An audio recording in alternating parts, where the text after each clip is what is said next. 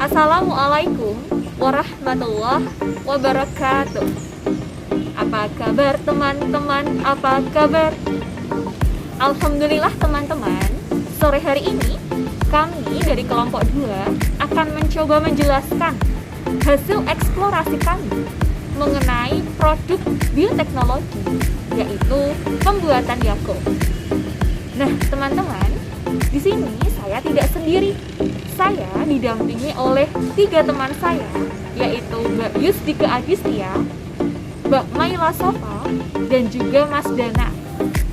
Kita bertiga, ditambah saya berempat, akan mencoba menjelaskan bagaimana ya proses pembuatan Yakult dan apa manfaat Yakult bagi kehidupan kita.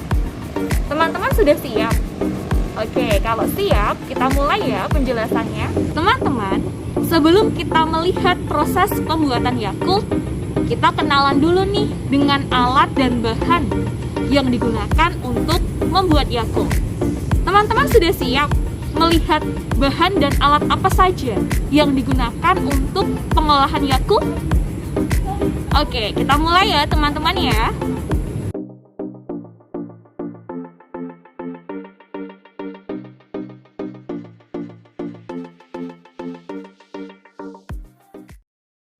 Mikroorganisme yang berperan dalam proses pembuatan Yakult yaitu bakteri Lactobacillus. Di dalam setiap botol Yakult terdapat lebih dari 6,5 miliar bakteri Lactobacillus yang mampu melewati asam lambung dan cairan empedu, sehingga dapat berperan secara maksimal di dalam usus. Lalu, Yakult dibuat dengan starter bakteri Lactobacillus casei yang diinkubasi pada suhu 43 derajat Celcius selama kurang lebih 4 jam. Dengan perbandingan susu dengan starter yaitu 1:1. Pada proses pembuatannya, Yakult menggunakan bakteri Lactobacillus casei shirota strain sebagai pendukung proses fermentasi dari susu skim dan gula yang menjadi bahan utamanya. Fermentasi selama 6-9 hari atau sampai jumlah bakteri Lactobacillus casei mencapai konsentrasi ideal mereka.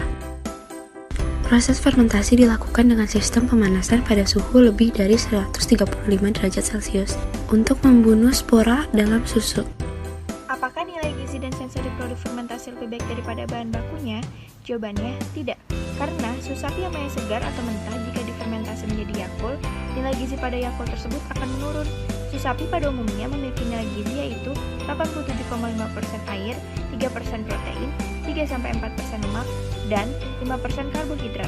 Susu juga merupakan sumber kalsium, fosfor, dan vitamin.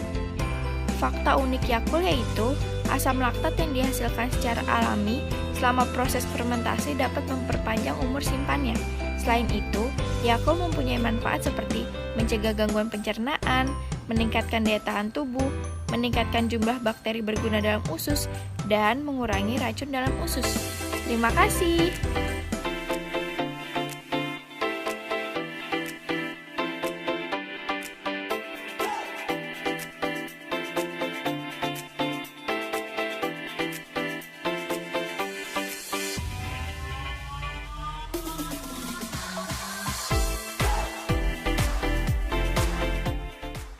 Cintai ususmu, minum Yakult tiap hari.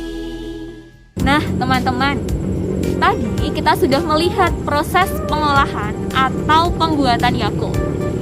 Pengolahan atau pembuatan Yakult termasuk salah satu produk bioteknologi. Tapi teman-teman, produk bioteknologi tidak hanya pembuatan atau pengolahan Yakult. Ada banyak sekali jenis produk bioteknologi, mulai dari bidang kesehatan, kedokteran, pertanian, atau dalam bidang pangan. Tugas kita nih untuk mengeksplor agar bioteknologi semakin berkembang. Nah, sekarang kita jadi lebih tahu nih informasi. Ternyata Yakult itu bermanfaat bagi tubuh kita, terutama untuk menjaga kesehatan sistem pencernaan kita. Bakteri-bakteri baik Lactobacillus casei shirota strain yang terkandung dalam Yakult ternyata dapat membunuh bakteri jahat di sistem pencernaan kita. Maka dari itu, ayo kita konsumsi Yakult.